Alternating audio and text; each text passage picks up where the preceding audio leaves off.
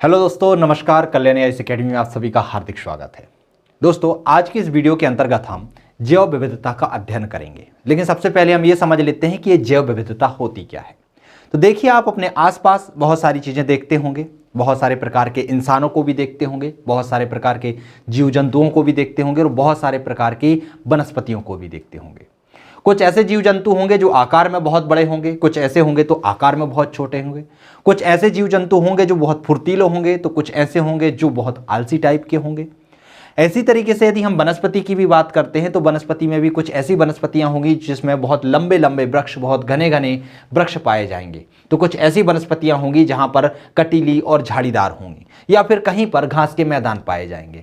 तो आप देखते हैं, चाहे वनस्पति हो, चाहे जीव जंतु हो, चाहे मानव हो, इनकी प्रजातियों में भी क्या पाई जाती है? भिन्नता पाई जाती है। हम मानव की भी बात कर लेते हैं तो इसमें भी बहुत सारी प्रजातियां पाई जाती हैं। नीग्रो प्रजाति पाई जाती है, प्रोटो ऑस्ट्रेलाइट प्रजाति पाई जाती है, रेड इंडियन प्रजाति पाई जाती है। तो कोई व्यक्ति नाटा होता है, तो कोई काला होता है, तो कोई गोरा होता है। तो जो ये भिन्नताएं पाई जाती हैं और जो ये भिन्नताओं वाले विभिन्न विभिन्न जीव जंतु और वनस्पतियों का समूह पाया जाता है, उसे ही क्या कहा जाता है? जैव विविधता, अर्थात जीवों में विविधता कहा जाता है। तो किसी प्राकृतिक प्रदेश में पाई जाने वाली जीव जंतुओं, वनस्पतियों या सूक्ष्म जीवों की प्रजातियों में जो बहुलता होती है, उसे ही जैव विविधता कहा जाता है। पृथ्वी शिखर सम्मेलन 1992 में जैव विविधता से संबंधित एक परिभाषा प्रस्तुत की गई थी। तो यदि आपसे सीधे परिभाषा पूछ ली जाए तो आप एक ये परिभाषा भी लिख सकते हैं कि किसी प्राकृतिक प्रदेश में पाई जाने वाली जीव जंतु, वनस्पतियों या सूक्ष्म जीवों की प्रजातियों में जो बहुलता होती है उसे ही जैव विविधता कहते हैं। या फिर आप पृथ्वी शिखर सम्मेलन 1992 के द्वारा जो परिभाषा दी गई है उसे भी लिख सकते हैं। तो पृथ्वी शिखर सम्मेलन 1992 के अनुसार क्या कहा गया था जैव विविधता के विषय में? कि जैव विविधता से तात्पर्य समस्त क्षेत्र, पार्थिव, सागरीय और अन्य जलीय क्षेत्रों में रहने वाले जीवित प्राणी जगत से है जिसका कि वे अंग होते हैं। अर्थात ऐसा परितंत्र जिसका वह अंग हो और वहां पर निवास करने वाले जो जीव हों वो कैसे हों? जीवित हों। तो वो क्या कहलाती है? जैव विविधता कहलाती है। जैव विविधता दिवस की बात करें तो प्रत्येक वर्ष 22 मई को जैव विविधता दिवस के रूप में मनाया जाता है। कैसा जैव विविधता?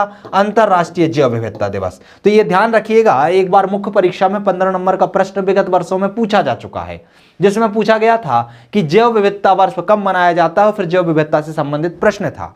अभी भी दीर्घ उत्तरीय, लघु उत्तरीय और अति लघु उत्तरीय प्रश्न आपसे पूछे जाने हैं। तो जैव विविधता चूंकि आपके टॉपिक में स्पष्ट तौर पर दिया गया है, पर्यावरण स्पष्ट तौर पर दिया गया है, तो पर्यावरण दिवस कब मनाया जाता है, जैव विविधता दिवस कब मनाया जाता है, ये चीजें आपको ध्यान रखना है। बात कर लेते हैं कि जैव विविधता कितने प्रकार की होती है या जैव विविधता के प्रकार क्या क्या होते हैं। तो जैव विविधता को मुख्यतः हम 3 भागों में बांटकर देखते हैं। एक होता है आनुवांशिक विविधता, दूसरी होती है प्रजातीय विविधता और तीसरी होती है पारिस्थितिकीय या समुदाय आधारित विविधता। आनुवांशिक विविधता की बात करते हैं तो जो आनुवांशिक गुण होते हैं, जो जीन होते हैं, उनमें विविधता के कारण जो अंतर दिखाई देता है उसे आनुवांशिक जैव विविधता कहते हैं।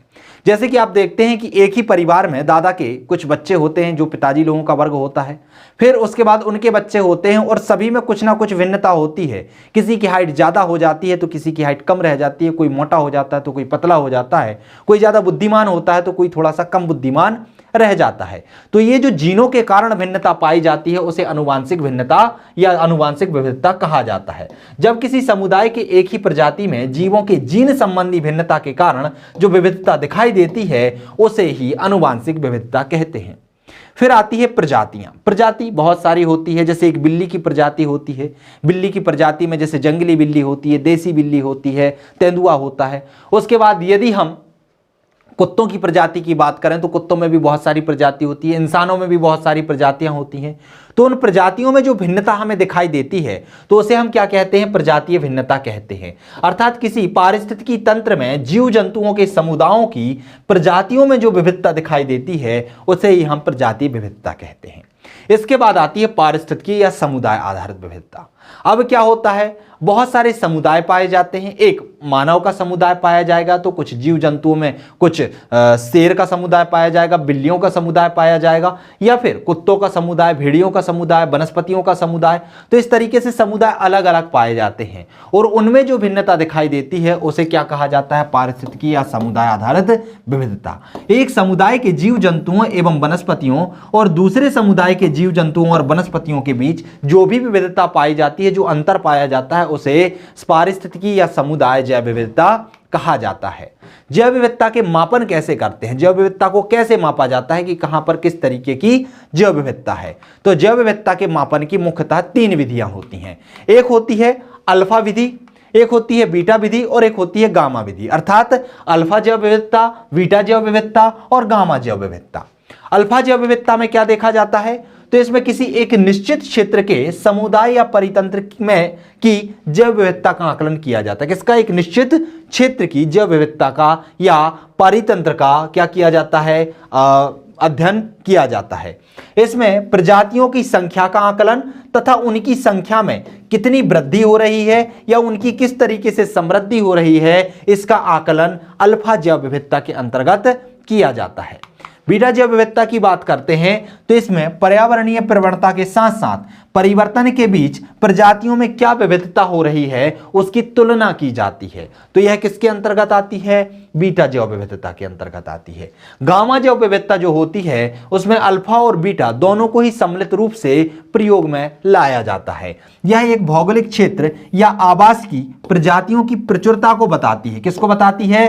प्रचुरता को बताती है। यह अल्फा और बीटा के अवयवों का गुणनफल होती है। तो इस तरीके से हम 3 आधार पर जैव विविधता का मापन कर सकते हैं कि कहां पर जैव विविधता ज्यादा है, कहां पर कम है।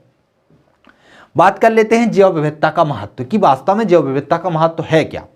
तो यदि हम जैव विविधता के महत्व की बात करें तो इसे हम 2 आधार पर देख सकते हैं, एक पर्यावरणीय आधार पर और दूसरा होता है आर्थिक आधार पर। क्योंकि जैव विविधता का दोनों ही प्रकार से बहुत ज्यादा महत्व है। एक तो पर्यावरण को सुदृढ़ करने में, पर्यावरण को सक्षम बनाने में इसका महत्व होता है, साथ ही साथ आर्थिक स्थिति से आपको मजबूत बनाने में भी जैव विविधता का हाथ होता है। तो पहले देख लेते हैं हम पर्यावरणीय महत्व। तो जैव विविधता मृदा निर्माण, मृदा अपरदन की रोकथाम और अपशिष्ट का पुनः चक्रण या सस्य परागण द्वारा मानव अस्तित्व का आधार बनी है। जैव विविधता क्या करती है? मृदा के निर्माण में सहायक होती है। मृदा का जो क्षरण हो रहा है, जो अपरदन हो रहा है, उसके रोकथाम में बहुत ज्यादा उपयोगी होती है। साथ ही साथ जो अपशिष्ट पदार्थ होते हैं उनका पुनः चक्रण करने में भी जैव विविधता का सीधा सीधा हाथ होता है। साथ ही साथ सस्य परागण, इनके द्वारा भी यह मानव अस्तित्व का आधार के रूप में उभर कर सामने आई है। जीवाणु तथा कवक जैसे अपघटक सूक्ष्म जीव वनस्पतियों व जीवों के अवशेषों को मिट्टी में बदल देते हैं। क्योंकि यदि कवक और जीवाणु नहीं होते तो इस पृथ्वी पर इतना ज्यादा अपशिष्ट पदार्थ फैल जाता, इतना ज्यादा जीव जंतु मरने के बाद इतनी ज्यादा बीमारियां फैलने लगती जिसका कोई हद नहीं था।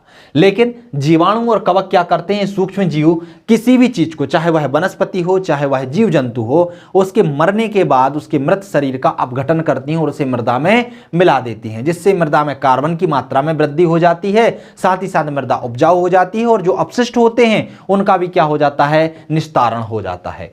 यह जैव भू रासायनिक चक्र की गतिशीलता के लिए एक महत्वपूर्ण इकाई के रूप में भी लगातार कार्य करती रहती है। कुछ ऐसी वनस्पतिक प्रजातियां होती हैं जैसे कि ब्रेसिका जानसिया जो कि राई की प्रजाति होती है, यूनिका, ग्रेनेट, ये ऐसे पौधों की प्रजाति हैं जो घातक रसायनों से जीव जगत की रक्षा करती हैं, अर्थात उनका जीव जगत पर नकारात्मक प्रभाव ज्यादा ना पड़े, इसका यह ध्यान रखती हैं। आर्थिक महत्व की बात कर लेते हैं तो जैव विविधता से अत्यधिक उत्पादों में वृद्धि होती है, क्योंकि जैव विविधता में वनस्पति में भी विविधता पाई जाती है और अलग अलग वनस्पति के द्वारा हम बहुत सारी चीजों का संग्रहण कर पाते हैं। तो इससे क्या हो जाएगी? जो उत्पादकता होगी उसमें वृद्धि होगी। साथ ही साथ मनुष्य सहित अनेक जीव जंतु अपनी खाद्य आवश्यकताओं की पूर्ति हेतु मुख्य रूप से पादप प्रजातियों पर ही निर्भर करते हैं। तो यदि पादप की बहुत सारी प्रजातियां नहीं होती, बहुत सारी विविधता नहीं होती, तो वह अपनी जो भोजन की आवश्यकताएं हैं, जिसके लिए विभिन्न मिनरल्स की आवश्यकता होती है, उसको पूर्ण नहीं कर पाते। खाद्य आपूर्ति स्रोत के रूप में जैव विविधता पृथ्वी का एक संचित पूंजी होती है, अर्थात खाद्य आपूर्ति का संग्रहण इसके अंतर्गत बहुत अधिक होता है। जैव विविधता अपने औषधीय गुण के कारण भी अत्यधिक महत्व में रहती है, क्योंकि जो वनस्पति होती है उसमें विभिन्न विभिन्न प्रकार की वनस्पतियों का समावेशन रहता है जो औषधि की दृष्टि से भी बहुत महत्वपूर्ण होती हैं। तो इस तरीके से हमने इसका आर्थिक और पर्यावरणीय महत्व को देखा। बात कर लेते हैं जैव विविधता की क्षति के कारण, कि किस कारण से जैव विविधता पर नुकसान हो रहा है या जैव विविधता का क्षरण हो रहा है। तो जैव विविधता की क्षति के दो कारण होते हैं, एक होता है प्राकृतिक कारण और एक होता है गैर प्राकृतिक कारण। प्राकृतिक, जिसमें प्राकृतिक घटनाओं के द्वारा जैव विविधता का क्षरण होता है, और गैर प्राकृतिक, जिनमें मानव का भी हस्तक्षेप होता है और उसके कारण जैव विविधता का हनन होता है। प्रकृति में हम देख लेते हैं प्राकृतिक कारण में, जैसे ज्वालामुखी। जहां कहीं क्षेत्रों में ज्वालामुखी का उद्भेदन होता है तो उसमें बहुत सारी मात्रा में लावा, तरल लावा बाहर आता है और फैल जाता है। जहां जहां तक लावा का निक्षेप होता है वहां पर पाई जाने वाली चाहे जीव जंतुओं की प्रजाति हो चाहे वनस्पति की प्रजाति हो, सबको इसके द्वारा नष्ट कर दिया जाता है। साथ ही साथ इससे निकलने वाले गैसों और धुओं से भी प्राकृतिक या जो जैव विविधता होती है उसको हानिकारक नुकसान पहुंचते हैं। भूकंप आने से भी बहुत सारे पेड़, बहुत सारा भूस्खलन हो जाता है, जिस कारण से वहां की वनस्पति और जीव जंतु और जो जैव विविधता होती है उसमें ह्रास होता है। बाढ़ के कारण भी, बाढ़ के मार्ग में जो भी चीजें आती हैं उससे भी जैव विविधता का ह्रास बहुत अधिक मात्रा में होता है। इसी तरीके से भूस्खलन, वन अग्नि, रोग और सह विलुप्तता, इसके द्वारा भी जो जैव विविधता है उस पर बहुत अधिक मात्रा में नकारात्मक प्रभाव पड़ता है।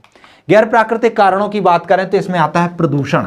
प्रदूषण से हम देख रहे हैं कि बहुत सारी प्रजातियां ऐसी हैं जो विलुप्त प्राय होती जा रही हैं। हम देख रहे हैं समुद्र का स्तर बढ़ रहा है, प्लैंकटन धीरे धीरे नष्ट हो रही हैं, तो इसके द्वारा भी बहुत सारी प्रजातियों पर नकारात्मक प्रभाव पड़ता है। ग्लोबल वार्मिंग, जो आपका वायुमंडल का जो तापमान बढ़ रहा है उससे भी नकारात्मक प्रभाव पड़ता है जैव विविधता पर, क्योंकि जो ठंडे प्रदेशों में रहने वाली वनस्पति होती, जीव जंतु होते हैं, उनके अस्तित्व को क्या बन जाता है, खतरा उत्पन्न होने लगता है। आवासों का विनाश, बहुत सारे जीव जंतु ऐसे होते हैं जो जंगलों में निवास करते हैं, लेकिन मानव का हस्तक्षेप जंगलों में बढ़ जाने के कारण, शहरों का शहरीकरण होने के कारण, वनों का उन्मूलन होने के कारण अब उनका जो निवास स्थान है वह छिनता जा रहा है, जिससे उनकी प्रजातियां समाप्त होती जा रही हैं। कृषि एवं उद्योग का विस्तार, कृषि उद्योगों के विस्तार से उद्योगों से पर्यावरण प्रदूषण होता है, साथ ही साथ कृषि से भी पर्यावरण प्रदूषण के साथ साथ जंगलों का ह्रास होता है, वनों का ह्रास होता है। इस कारण से भी जो जैव विविधता है उसमें कमी देखने को मिली है। अवैध शिकार से भी बहुत सारे जीव जंतु ऐसे हैं जिनके अस्तित्व पर खतरा बना हुआ है। बाहरी प्रजातियों के प्रवेश से भी जो जीव जंतु वहां पर पहले से निवास कर रहे होते हैं उनके अस्तित्व पर खतरा समझ में आता है। और अतिदोहन से भी क्या होता है, जो जैव विविधता होती है उसका क्षरण होने लगता है। तो इस तरीके से दो प्रकार के कारक होते हैं जो जैव विविधता के क्षरण के लिए महत्वपूर्ण योगदान देते हैं, एक होता है प्राकृतिक और एक होता है गैर प्राकृतिक। क्लियर हुआ? चलिए आगे बढ़ते हैं और समझते हैं जैव विविधता का संरक्षण किस तरीके से हम कर सकते हैं। क्षरण हमने देख लिया, अब क्षरण को रोकने के लिए हम क्या क्या उपाय कर सकते हैं। तो संचरण प्राकृतिक संसाधनों का योजनाबद्ध प्रबंधन होता है। तो संरक्षण क्या होता है, प्राकृतिक संसाधनों का योजनाबद्ध प्रबंधन, ताकि जो खनिज संसाधन है, प्राकृतिक संसाधन है, अभी तो हमारे लिए उपलब्ध हो ही, साथ ही साथ जो आने वाली पीढ़ी है उसके लिए भी पर्याप्त मात्रा में वह उपलब्ध हो सके। साथ ही साथ जो भी जीव जंतु हैं उनके अस्तित्व पर कोई खतरा ना बने। तो इस सभी को हम क्या कहते हैं, संरक्षण कहते हैं, ताकि प्राकृतिक संतुलन एवं जैव विविधता को बनाए रखा जा सके। जैव विविधता का संरक्षण निम्नलिखित तरीके से किया जा सकता है। क्या क्या महत्वपूर्ण है इसके लिए, तो ये क्यों महत्वपूर्ण है, जैव विविधता का संरक्षण हमें क्यों किया जाना चाहिए। तो इससे क्या होता है, जो प्रजातियों की विलुप्तता है वह होने से बच जाती है, अर्थात जो जीव के जीवन पर अस्तित्व मंडरा रहा है वह अस्तित्व खत्म हो जाता है, अर्थात जीवों के विलुप्त होने की संभावना कम हो जाती है यदि हम जैव विविधता का संरक्षण करते हैं। प्रजातियों की आनुवांशिक विविधता को नष्ट होने से बचाता है, अब धीरे धीरे जो आनुवांशिक भिन्नता आ रही है, विविधता आ रही है, उसको भी नष्ट होने से जैव विविधता संरक्षण बचाता है। पारितंत्र के नष्ट होने से बचाता है। कोई भी पारितंत्र हो, चाहे वह नदी पारितंत्र हो, चाहे वह घास पारितंत्र हो, तो इन पारितंत्रों को नष्ट होने से भी जैव विविधता का संरक्षण बचाता है। वर्तमान में नीतिगत एवं व्यवहारिक दोनों स्तरों पर संरक्षण किया जा रहा है तथा इन प्रयासों को दो भागों में बांटा जा सकता है। एक होता है स्वस्थानीय संरक्षण और एक होता है बाह्य स्थानीय संरक्षण। स्वस्थानीय, जहां पर वह वनस्पति जीव जंतु रह रहे हैं उसी स्थान पर हम उनको संरक्षित कर देते हैं, तो वो क्या होता है स्वस्थानीय। मतलब मान लीजिए यहां पर भेड़ बकरी या फिर शेर चीता भालू बहुत सारे जीव जंतु हैं, बहुत सारी वनस्पति है जिसके अस्तित्व पर खतरा है और हमने उस क्षेत्र की पहचान करके उसको संरक्षित कर दिया, तो वो कहलाता है स्वस्थानीय संरक्षण।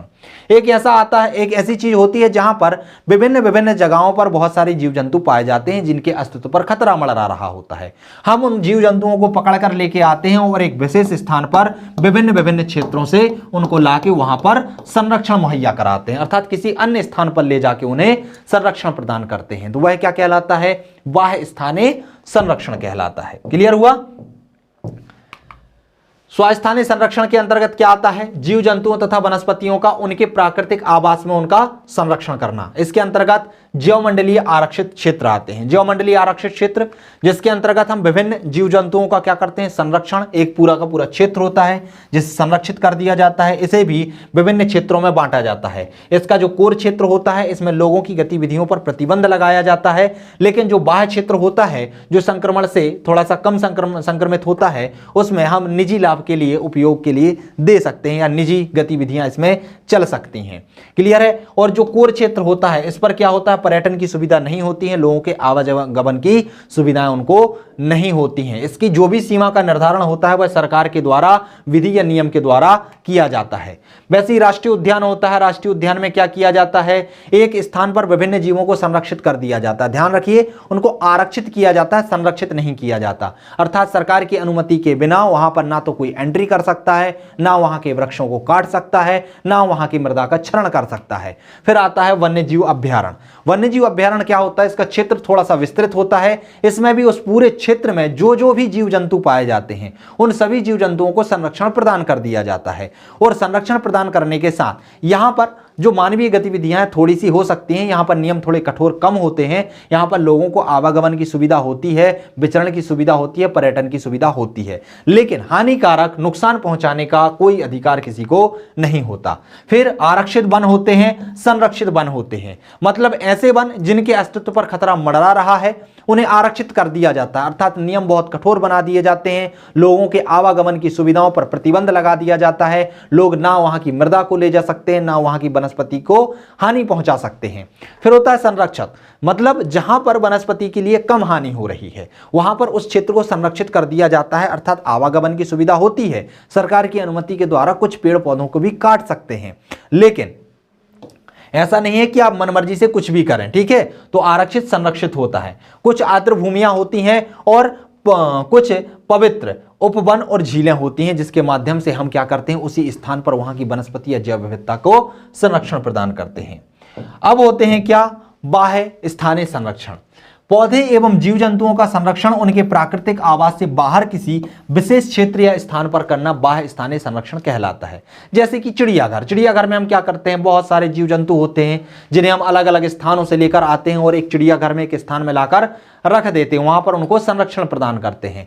इसी तरीके से हम वानस्पतिक उद्यान, जीन बैंक, बीज bank, gene bank, gene safari park और उत्कीय संवर्धन केंद्र और क्रायो प्रिजर्वेशन, इन सभी के द्वारा हम अलग स्थान पर ले जाके अलग अलग जीवों के जीनों को या बीजों को क्या करते हैं, हम संरक्षण प्रदान करते हैं। तो इस तरीके से दो प्रकार से संरक्षण दिया जा सकता है। अब बात कर लेते हैं कि जैव विविधता की सघनता के क्षेत्र क्या क्या हैं। तो दोस्तों पिछले ही वीडियो में मैंने आपको बताया था कि पूरी पृथ्वी को दो भागों में एक रेखा काटती है जिसे कहा जाता है विषुवत रेखा या भूमध्य रेखा। और विषुवत रेखा पर तापमान भी उच्च होता है, साथ ही साथ वर्षा भी बहुत ज्यादा होती है। और मैंने यह भी बताया था कि जहां पर तापमान वर्ष भर उच्च रहे और साल भर वर्षा होती रहे, वहां पर जो वनस्पति होती हैं बहुत ही घनी होती हैं, पेड़ बहुत लंबे होते हैं, पत्ते बहुत घने होते हैं। अर्थात वहां की जो निचली सतह होती है वहां पर सूर्य का प्रकाश सही तरीके से नहीं पहुंच पाता है। तो इस तरीके के क्षेत्रों में जहां पर वर्षा अधिक हो, तापमान उच्च बना रहे, पेड़ बहुत लंबे लंबे हों, वहां पर जैव विविधता बहुत अधिक मात्रा में पाई जाती है। और ऐसे क्षेत्र जहां पर वर्षा कम हो, जहां पर तापमान भी बहुत कम हो, वहां पर जैव विविधता में धीरे धीरे कमी आती जाती है। तो इसी के आधार पर अलग अलग क्षेत्रों को अलग अलग तरीके से बांटा गया है। जैसे कि जैव विविधता सघनता के क्षेत्रों को 4 भागों में बांटा गया है। एक ऐसे क्षेत्र जहां पर जैव विविधता अति सघनता में पाई जाती है, कुछ ऐसे क्षेत्र होते हैं जहां पर सघनता मध्यम होती है, कुछ ऐसे क्षेत्र होते हैं जहां सघनता निम्न होती है, और कुछ ऐसे क्षेत्र होते हैं जहां पर जैव विविधता की सघनता बहुत ही निम्न होती है। अति सघन क्षेत्र के अंतर्गत उष्णकटिबंधीय वन आते हैं। उष्णकटिबंधीय वन में क्या होता है, यहां पर तापमान भी उच्च होता है और वर्षा भी उच्च होती है। उष्णकटिबंधीय सागरीय वन आते हैं, प्रवाल भित्तियां आती हैं और आर्द्र भूमियां आती हैं। ये जो क्षेत्र हैं यहां पर जैव विविधता बहुत अधिक मात्रा में पाई जाती है। फिर होता है मध्यम जैव विविधता। तो मानसूनी प्रदेश और घास के मैदान, यहां पर क्या होता है, जैव विविधता थोड़ी सी कम पाई जाती है। निम्न की बात करें तो उपध्रुवीय क्षेत्र जहां पर बर्फबारी होती है, बहुत ज्यादा नहीं लेकिन होती है। फिर मरुस्थलीय क्षेत्र, तो यहां पर क्या होता है, जैव विविधता निम्न पाई जाती है। और अति निम्न जहां पर जैव विविधता बहुत कम मात्रा में पाई जाती है वह आते हैं उपध्रुवीय हिमद्रव क्षेत्र, जहां पर क्या होती रहती है, बर्फबारी होती रहती है, पूरा क्षेत्र बर्फ से जमा होता है। चूंकि बर्फ बहुत जमा होने के कारण वहां पर ना तो वनस्पति का जन्म हो पाता है और ना ही बहुत अधिक मात्रा में जीव जंतु वहां पर रह पाते हैं। तो इसीलिए ये जो क्षेत्र होते हैं वह अति निम्न जैव विविधता वाले क्षेत्र होते हैं। अब बात कर लेते हैं जीवों के अस्तित्व पर संकट या IUCN का वर्गीकरण। IUCN एक अंतर्राष्ट्रीय संस्था है जो विलुप्त प्राय होती जीवों की क्या करते हैं, सूचीबद्ध करते हैं, उनको संरक्षण प्रदान करते हैं। तो IUCN की रेड डाटा बुक में प्रजातियों को उनकी स्थिति के अनुसार कुल 9 श्रेणियों में रखा गया है और 9 श्रेणियों के आधार पर उनका वर्गीकरण किया गया है और उन्हें उस आधार पर संरक्षण भी प्रदान किया गया है। तो कौन कौन सी श्रेणियां उनको भी हम देख लेते हैं। यह आकलन किस आधार पर किया गया है, पहले इसको देखते हैं। तो यह आकलन प्रजातियों की संख्या में गिरावट तथा भौगोलिक क्षेत्र में उनकी स्थिति के आधार पर किया गया है। अर्थात जो जीव जंतु हैं उनकी संख्या जिस तरीके से कम होती जा रही है, उनके अस्तित्व को संकट जिस तरीके से ज्यादा बनता जा रहा है, उसके आधार पर साथ ही साथ उनके भौगोलिक क्षेत्र में क्या स्थिति है उसके आधार पर इनको श्रेणीबद्ध किया गया है। और इस श्रेणी के आधार पर उन्हें कुल 9 भागों में बांटा गया है। कौन कौन सी श्रेणियां हैं, तो पहली श्रेणी होती है विलुप्त प्राय जाति, अर्थात ऐसी जाति जो विलुप्त हो चुकी हैं, अर्थात जिस जाति के अंतिम सदस्य की भी मृत्यु हो चुकी है, ऐसी जातियों को विलुप्त जातियों में रखा गया है। कौन कौन से आते हैं, तो इसमें मॉरिशस में पाया जाने वाला डोडो पक्षी और चीन में पाया जाने वाला लाल पांडा, जिसके अंतिम सदस्य की भी क्या हो चुकी है, मृत्यु हो चुकी है। हाँ, इनके ऊतकों को अलग से रखा गया है कि आगे भविष्य में कुछ हम तकनीकों के माध्यम से इनकी जो प्रजाति है उसको हम फिर से भविष्य में ला सकें। फिर आता है संकटग्रस्त प्रजातियां। संकटग्रस्त क्या होती हैं, ऐसी जातियां जो पूरी तरह से लुप्त तो नहीं हुई किंतु लुप्त होने के निकट हैं, अर्थात उस जाति के कुछ ही सदस्य अवशेष बचे हुए हैं जिसके कारण हमें उनके संरक्षण की बहुत अधिक आवश्यकता है। कौन कौन से वो जीव हैं, जैसे कि भारतीय चीता, इसकी संख्या दिन ब दिन कम होती जा रही है। अफ्रीकन हाथी, काला हिरण, शावा, जौ, कौंदी जैसी ये फसलें।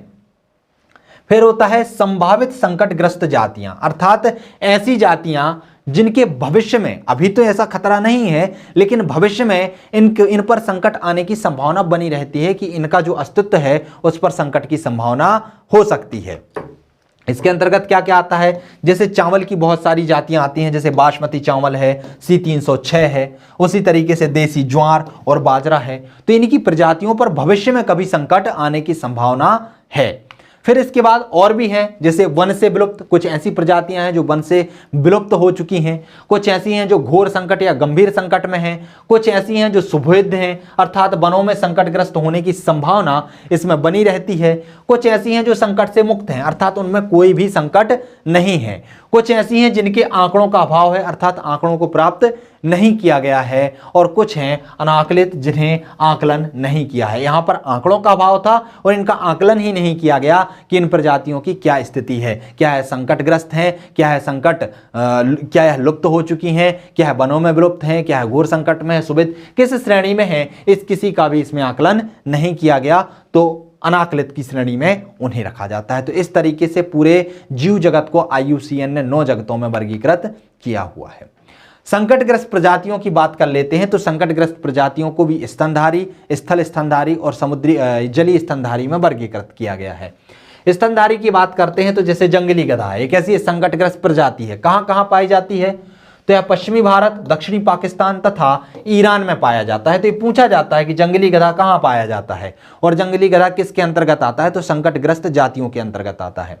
फिर एशियाई शेर, बंगाल टाइगर, हिमालय में पाया जाने वाला भेड़िया, इंड का हिरन, हिमालय का लाल और भूरे रंग का भालू और हिस्पिड खरगोश, माखेर, नीलगिरी, लंगूर और हॉग हिरण किसके अंतर्गत आते हैं, स्तनधारी के अंतर्गत आते हैं। और ऐसे स्तनधारी जीव हैं जो संकटग्रस्त प्रजातियों की श्रेणी में आते हैं। तो ध्यान रखिएगा, प्रश्न सीधा सीधा पूछ लिया जाता है कि इनमें से कौन सा स्तनधारी संकटग्रस्त जीव के अंतर्गत आता है, तो आपको ध्यान रखना है सभी के सभी कैसे हैं, स्तनधारी जीव हैं और संकटग्रस्त प्रजातियों के अंतर्गत आते हैं। अब स्थलीय स्तनधारी की बात करते हैं तो उसमें 12 सिंगा, भारतीय भेड़िया और एशियाई काला भालू आता है। जलीय स्तनधारी की बात करें तो इसमें डॉल्फिन और मानाटीस आते हैं, और ये ऐसे स्तनधारी हैं जो संकटग्रस्त प्रजातियों की श्रेणी में आते हैं। भारत में जैव विविधता की बात करें, ये तो हमने पूरी ओवरऑल जैव विविधता की बात की है। भारत में जैव विविधता की बात करें तो भारत विश्व में विविधता बहुमूल्य प्रदेशों में से एक है। क्यों है, क्योंकि यहां पर उष्ण और उपोष्ण दोनों प्रकार की जलवायु पाई जाती है। जो कर्क रेखा है इसके मध्य से 8 राज्यों से होकर गुजरती है। विश्व के 17 मेगा डायवर्सिटी प्रदेशों में भारत को भी शामिल किया गया है। तो भारत को जो विश्व के 17 मेगा डायवर्सिटी या जैव विविधता वाले क्षेत्र हैं उनमें भारत को भी शामिल किया गया है। भारत के जैव विविधता क्षेत्र कौन कौन से हैं देख लेते हैं हम। तो भारत में प्रमुख हॉटस्पॉट क्षेत्र, पारिस्थितिकी संवेदनशील क्षेत्र या तप्त स्थल क्षेत्र, ये एक ही हैं, अलग अलग नामों से जाने जाते हैं। उन्हें हॉटस्पॉट भी कहा जाता है, पारिस्थितिकी संवेदनशील क्षेत्र भी कहा जाता है और तप्त स्थल भी कहा जाता है। विश्व में इनकी संख्या 35 है। ऐसे स्थान जहां स्थानीय जातियों की पर्याप्तता तो होती है लेकिन जीव जातियों के अस्तित्व पर संकट भी बना रहता है, ऐसे क्षेत्र क्या कहलाते हैं, तप्त स्थल या हॉटस्पॉट या पारिस्थितिकी संवेदनशील क्षेत्र कहलाते हैं। अर्थात उनकी बहुलता तो है लेकिन उनके अस्तित्व पर यहां पर खतरा बना रहता है। तो ऐसे क्षेत्रों की पहचान की गई है और ऐसे क्षेत्र विश्व में कितने हैं, 35 हैं। भारत में भी ये क्षेत्र पाए जाते हैं और इन क्षेत्रों की संख्या कितनी है, 4 है। 4 क्षेत्रों में इन्हें बांटा गया है। एक है इंडो बर्मा क्षेत्र, एक है हिमालयी क्षेत्र, एक है पश्चिमी घाट एवं श्रीलंकाई क्षेत्र, एक है सुडालैंड जो कि निकोबार द्वीप के अंतर्गत आता है। तो इस तरीके से भारत में जो हॉट स्पॉट हैं वह 4 आते हैं और वह 4 कौन कौन से हैं, इंडो बर्मा, हिमालयी, पश्चिमी घाट या श्रीलंका वाला क्षेत्र, साथ ही साथ सुडालैंड या निकोबार द्वीप वाला क्षेत्र। तो ये आपको ध्यान रखना है। जो हॉटस्पॉट है इसकी संकल्पना किसके द्वारा और कब की गई थी, तो 1988 में नॉर्मन मायर्स द्वारा इसकी बात की गई थी, इसकी स्थापना की गई थी। समुद्र जैव विविधता वाले क्षेत्रों की बात करें तो इसमें मोलस्क, घोंगा, क्रिटेशस, मैग्रेव आते हैं। जैव भौगोलिक क्षेत्र की बात करें तो भारत में 10 जैव भौगोलिक क्षेत्र हैं जिनमें जलवायु, स्थलाकृतियों, मृदा आदि की भिन्नता पाई जाती है। अब बात कर लेते हैं जैव विविधता संरक्षण संबंधी कानून। जैव विविधता से संबंधित जितनी भी बातें थीं, चाहे जैव विविधता होती क्या है, जैव विविधता के प्रकार क्या हैं, इसका अनुमान कैसे लगाया जा सकता है, इसका मापन कैसे होता है, साथ ही साथ इसके क्षरण के क्या कारण हैं, इसके लाभ क्या होते हैं, इन सभी को हमने विस्तार तरीके से देखा। अब हम देख लेते हैं कि जैव विविधता के संरक्षण के लिए अंतर्राष्ट्रीय स्तर पर और राष्ट्रीय स्तर पर कौन कौन से कानून बनाए गए हैं। तो यदि हम अंतर्राष्ट्रीय कानून की बात करें तो अंतर्राष्ट्रीय स्तर पर रामसर आर्द्र भूमि संधि 1971 में की गई थी। ऐसे ही कार्टाजोन जैव सुरक्षा प्रोटोकॉल 2000 में लाया गया था। साथ ही साथ नयोगा प्रोटोकॉल 2010 में लाया गया था। तो ये जितने भी प्रोटोकॉल हैं ये जैव विविधता के संरक्षण से संबंधित प्रोटोकॉल हैं। राष्ट्रीय स्तर की बात करें तो राष्ट्रीय स्तर पर वन्य जीव सुरक्षा अधिनियम 1972 में लागू किया गया। राष्ट्रीय वन्य जीव कार्य योजना 1983 में लागू की गई। राष्ट्रीय वन नीति 1988 में लागू की गई। जैव विविधता संरक्षण अधिनियम 2002 में पारित किया गया। साथ ही साथ वन अधिकार अधिनियम अधिसूचित किया गया 2006 में। तो इस तरीके से जैव विविधता के संरक्षण के लिए अंतर्राष्ट्रीय स्तर पर और राष्ट्रीय स्तर पर विभिन्न विभिन्न कानूनों की स्थापना की गई और इन कानूनों के माध्यम से जैव विविधता के संरक्षण की बात की गई। जैव विविधता एवं मध्य प्रदेश की हम बात कर लेते हैं कि जैव विविधता का मध्य प्रदेश में कौन कौन से स्थान पर है और कितनी मात्रा में पाई जाती है। तो जैव विविधता अधिनियम 2002, ये ध्यान रखना है कि ये अधिनियम कब सीधा सीधा पूछ लिया जाता है। जैव विविधता अधिनियम कब लागू हुआ था, तो कब था 2002 के तहत राज्य में मध्य प्रदेश जैव विविधता बोर्ड का गठन किया गया था। वर्तमान में मध्य प्रदेश में जैव विविधता के 3 क्षेत्र हैं। कितने क्षेत्र हैं?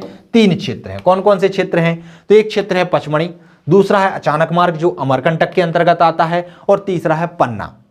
जो पचमढ़ी आता है वो होशंगाबाद के अंतर्गत आता है। इसे 1919 में जैव मंडलीय आरक्षित क्षेत्र घोषित किया गया था। तो कब किया गया था? 1919 में किया गया था। यह मध्य प्रदेश का पहला जैव मंडलीय आरक्षित क्षेत्र है। यहां पर यहाँ की विशेषता यह है कि यहां पर उड़ने वाली गिलहरी पाई जाती है। कौन सी गिलहरी पाई जाती है? उड़ने वाली। साथ ही साथ 2009 में इसे यूनेस्को की विश्व विरासत सूची में शामिल कर लिया गया है। फिर अचानक मार्ग की बात करते हैं तो इसे 2005, कब? 2005 में जैव मंडलीय आरक्षित क्षेत्र घोषित किया गया था। इसका विस्तार कहां पर है? मध्य प्रदेश के मंडला और डिंडोरी जिले में है। कहां पर है? मध्य प्रदेश के मंडला और डिंडोरी जिले में। ध्यान रखिए अमरकंटक के अंतर्गत भी आता है। किसके अंतर्गत? अमरकंटक। अमरकंटक के अलावा मंडला डिंडोरी में भी क्या है? इसका विस्तार है। छत्तीसगढ़ में भी इसका विस्तार है। छत्तीसगढ़ में बिलासपुर तक इसका विस्तार माना जाता है और 2012 में इसे यूनेस्को में शामिल किया गया। पन्ना की बात करें तो इसे 2011 में जैव मंडलीय आरक्षित क्षेत्र घोषित किया गया था। इसका विस्तार पन्ना व छतरपुर जिले तक है। कहां तक है? पन्ना और छतरपुर जिले तक। और यूनेस्को में शामिल करने की बात कहें तो इसे 2020 में यूनेस्को की सूची में शामिल किया गया। तो आपसे चाहे मध्य प्रदेश के जैव मंडलीय आरक्षित क्षेत्र की बात की जाए, चाहे भारत के जैव मंडलीय आरक्षित क्षेत्र की बात की जाए, चाहे विश्व के जैव मंडलीय आरक्षित क्षेत्र की बात की जाए, तो आपको पता होना चाहिए। अब कुछ परिभाषाएं हैं जो परिभाषाएं आपसे पूछ ली जाती हैं 3-3 नंबर में, उन पर हम थोड़ी सी बात कर लेते हैं। जैसे राष्ट्रीय उद्यान पूछे जाते हैं कि राष्ट्रीय उद्यान क्या होते हैं, तो ध्यान रखिएगा ऐसे क्षेत्र जहां पर सामान्यतः लोगों को एंट्री की सुविधा नहीं होती है, लोगों के आवागमन की सुविधा नहीं होती है, विचरण की सुविधा नहीं होती है, प्रतिबंध कुछ ज्यादा कठिन होते हैं, जहां की सीमा का निर्धारण सरकार के द्वारा कानून और विनियमों के द्वारा किया जाता है, ऐसे क्षेत्र राष्ट्रीय उद्यान कहलाते हैं। इसमें किसी प्रकार के अधिवास जानवरों को चराने, जंगली उत्पाद इकट्ठा करने या मानवीय गतिविधियों की अनुमति नहीं होती है। इस विशेष शरण स्थलीय क्षेत्र में रहने वाले सभी जीवों का संरक्षण समान रूप से किया जाता है। फिर आता है वन्य जीव अभ्यारण्य। ऐसा क्षेत्र जो संरक्षित क्षेत्र के अंतर्गत आता है जहां पर लोगों को सामान्यतः विचरण की सुविधा होती है, आवागमन की सुविधा होती है, साथ ही साथ यहां से कुछ जलाऊ लकड़ियां इकट्ठा करने की भी सुविधा होती है। इनका क्षेत्र राष्ट्रीय उद्यान की अपेक्षा बहुत ज्यादा होता है, बहुत विस्तृत होता है। और ध्यान रखिएगा पहले कोई भी क्षेत्र राष्ट्रीय अभ्यारण्य या वन्य जीव अभ्यारण्य के रूप में घोषित किया जाता है, उसके बाद वन्य जीव अभ्यारण्य को किसमें? राष्ट्रीय उद्यान में परिवर्तित किया जा सकता है। अर्थात राष्ट्रीय उद्यान से वन्य जीव अभ्यारण्य में परिवर्तन नहीं होता, लेकिन अभ्यारण्य को उद्यान में हम परिवर्तित कर सकते हैं। जानवरों को चराने, जंगली उत्पाद इकट्ठा करने की तो अनुमति होती है, परंतु कुछ अपवादों को छोड़कर जानवरों का बसना यहां पर प्रतिबंध होता है। पर्यटन की अनुमति होती है। इनका गठन किसी एक प्रजाति या कुछ विशिष्ट प्रजातियों के संरक्षण हेतु किया जाता है। एक अभ्यारण्य को राष्ट्रीय उद्यान में तो परिवर्तित किया जा सकता है, लेकिन राष्ट्रीय उद्यान को राष्ट्रीय अभ्यारण्य में परिवर्तित नहीं किया जा सकता। फिर आता है जैव मंडलीय आरक्षित क्षेत्र। जैव मंडलीय आरक्षित क्षेत्र क्या कहलाता है? तो सरकारी नियंत्रण के साथ बाह्य क्षेत्र में निजी कार्यों की अनुमति होती है। इसमें भी कुछ क्षेत्र होते हैं, मैं बता चुका हूं, एक संक्रमित क्षेत्र होता है, एक बाह्य क्षेत्र होता है। जो संक्रमित क्षेत्र होता है यहां पर एंट्री नहीं होती है, लेकिन जो बाह्य क्षेत्र होता है यहां पर निजी कार्यों की अनुमति होती है। संपूर्ण स्थानिक पारिस्थितिकी तंत्र का संरक्षण किया जाता है। इसमें इस पूरे क्षेत्र के अंतर्गत जो भी पारिस्थितिकी पाई जाएगी, चाहे वह जीव जंतु हो, चाहे वह वनस्पति हो, कुछ भी हो, सभी को संरक्षण प्रदान किया जाएगा। इसकी सीमाओं का निर्धारण प्रशासनिक एवं विधिक प्रक्रियाओं के द्वारा होता है। यहां पर पर्यटन की सुविधा नहीं होती, अर्थात पर्यटन को प्रतिबंधित किया जाता है। भारत में जैव विविधता आरक्षित क्षेत्र की बात करें तो उनकी संख्या 18 है, और मध्य प्रदेश की बात करें तो उनकी संख्या कितनी है? 3 है। क्लियर हुआ? तो इस तरीके से जैव विविधता से संबंधित जितनी भी जानकारी थी वो मैंने आप लोगों के साथ शेयर की, आप लोगों को समझाने का प्रयास किया। जैव विविधता से संबंधित जितने भी प्रश्न बनेंगे वो आपके इसी टॉपिक से बनेंगे। जैव विविधता से संबंधित जितनी भी जानकारी होती है, चाहे उसके निर्माण की हो, गठन की हो, या फिर उसके क्षरण की हो, या फिर उसके संरक्षण की हो, उस सभी जानकारी को हमने विस्तार पूर्वक पढ़ने का प्रयास किया। तो दोस्तों बने रहिए हमारे साथ। इस टॉपिक में बस इतना ही, मिलते हैं अगले टॉपिक में। तब तक के लिए नमस्कार।